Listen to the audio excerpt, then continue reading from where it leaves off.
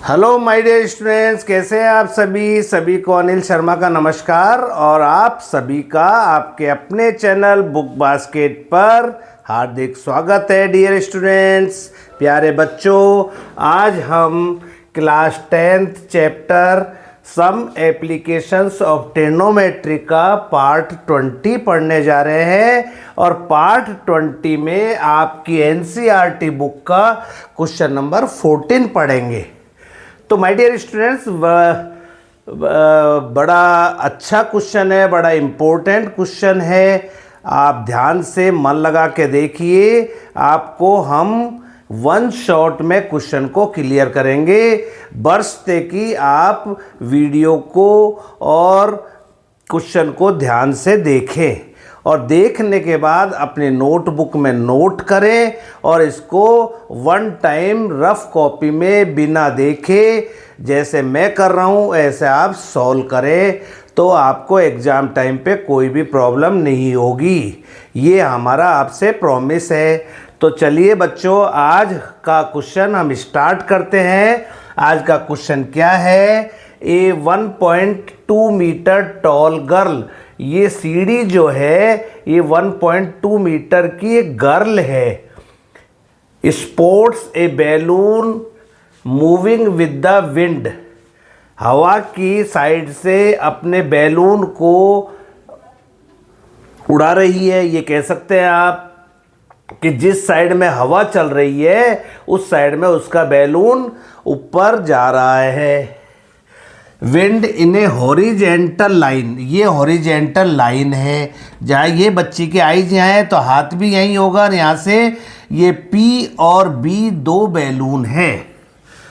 Line height 88.2 metre, इसकी जो height है वो पूरी ग्राउंड से 88.2 मीटर है, मतलब AB जो है वो 88.2 मीटर है from the ground. The angle of elevation of the balloon from the eyes of the girl at an instant, उसी क्षण is 60 डिग्री।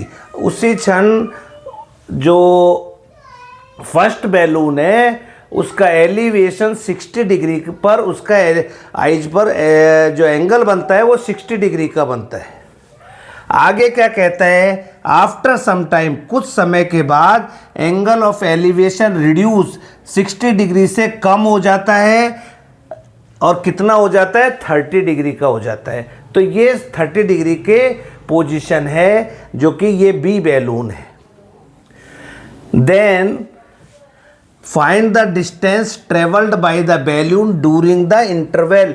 तो 60 डिग्री से 30 डिग्री होने में उसने बैलून ने कितना डिस्टेंस कवर किया, ये आपको फाइंड आउट करना है बच्चों। तो एक बार दोबारा देखते हैं क्वेश्चन को कि गर्ल है 1.2 मीटर की और उसका जो बैलून की हाइट है वो 88.2 मीटर है ग्राउंड से। फर्स्ट बैलून 60 डिग्री का उसकी हाइट पर एंगल बनाता है और कुछ समय के बाद रिड्यूस हो जाता है, एंगल 30 डिग्री का हो जाता है और बी पॉइंट पर आ जाता है। आपको जी से ई तक 60 डिग्री से 30 डिग्री होने में जितना इंटरवल लगा, टाइम लगा, वो डिस्टेंस फाइंड आउट करनी है बच्चों। चलिए तो आज का क्वेश्चन स्टार्ट करते हैं। देखिए बीई जो है, बीई बी से ई तक ये पूरा 88 है। 88 में से 1.2 मीटर गया तो ये भी 1.2 मीटर है, तो 88 में से 88.2 में से 1.2 जाएगा तो 87 मीटर बचेगा बच्चों। और डी ई जो है, डी से ई तक को हमने x मीटर से सपोज किया है और डी से जी तक को y मीटर से सपोज किया है। चलिए तो आपके दो ट्रायंगल बन रहे हैं बच्चों, वही जो हर क्वेश्चन में होता है वैसा ही इस क्वेश्चन में है, कोई चेंज नहीं है, बस कैलकुलेशन है और फिगर को बिल्कुल क्लीन और साफ सुथरा आपको बनाना है। इसके बाद कैलकुलेशन पोर्शन आता है जो कि आप सभी जानते हैं। तो चलिए स्टार्ट करते हैं। First triangle P D G, तो इन ट्रायंगल पी डी जी में टेन 60 डिग्री जो है वो क्या है, परपेंडिकुलर अपॉन बेस होता है। ये आप सभी जानते हैं। परपेंडिकुलर वो है पीजी है और बेस जो है वो डीजी है। और पीजी जो है बीई के इक्वल है, जो आपने लिख रखी है 87। तो पीजी कितना है, 87 है बच्चों। और डीजी को आपने वाई से सपोज कर रखा है। तो टेन 60 की वैल्यू बच्चों आप सभी जानते हैं √3 होती है 87 अपॉन वाई। और जब क्रॉस मल्टीप्लाई करेंगे तो y √3 इक्वल टू 87 आ जाएगा। और y की वैल्यू आपके पास आ गई 87 अपॉन √3। इसको बच्चों आप यहाँ पर सॉल्व भी कर सकते हैं।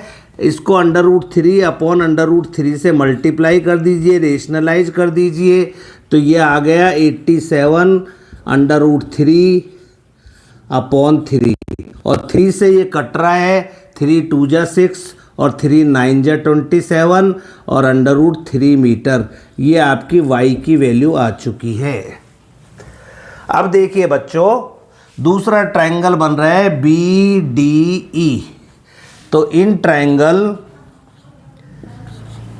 BDE में टेन 30 डिग्री क्या होगा, वही परपेंडिकुलर अपॉन बेस होगा। और परपेंडिकुलर का नाम है BE और बेस का नाम है DE।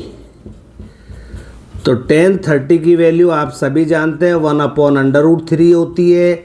BE आपके पास ऊपर लिखा हुआ है 87 है। और DE को आपने x से सपोज कर रखा है। तो क्रॉस मल्टीप्लाई करेंगे तो x इक्वल टू आ गया 87 √3 मीटर। ये आपकी सेकंड इक्वेशन आ गई। और अब आपको find the distance travelled by the balloon the interval. तो डिस्टेंस फाइंड आउट करनी है आपको। डिस्टेंस जो है कौन सी है, GE है। तो GE को आप लिख सकते हैं x माइनस वाई। और x की वैल्यू बच्चों आपके पास आई 87 √3 माइनस 29 √3। और 7 में से 9 गया, 17 में से 9 गया तो आपके पास 8 आ गया। और 8 में से 3 गया तो 5 आ गया। तो 58 √3 मीटर आपकी डिस्टेंस आ गई, जो कि आपके NCERT बुक में यही आंसर दिया हुआ है। पर आपको हमने बताया था आपको क्वेश्चन को यहाँ नहीं छोड़ना है, आंसर को यहाँ नहीं छोड़ना है, अदरवाइज आपका 1 मार्क्स डिडक्ट हो जाएगा। तो आपको √3 की वैल्यू रखनी है। तो 58 इंटू 1.732 रखनी है। और इसको जब आप मल्टीप्लाई करेंगे बच्चों तो ये आ जाएगा 100.456 मीटर। और ये आपका आंसर आ चुका है डियर स्टूडेंट्स। तो बताइए कितना इजी आंसर है, कितना इजी क्वेश्चन है। मैं समझता हूँ 4 लाइन में क्वेश्चन हो गया है, आपको क्लियर हो गया होगा। आप बस अब देर इस बात की है कि आप क्वेश्चन को नोटबुक में नोट करें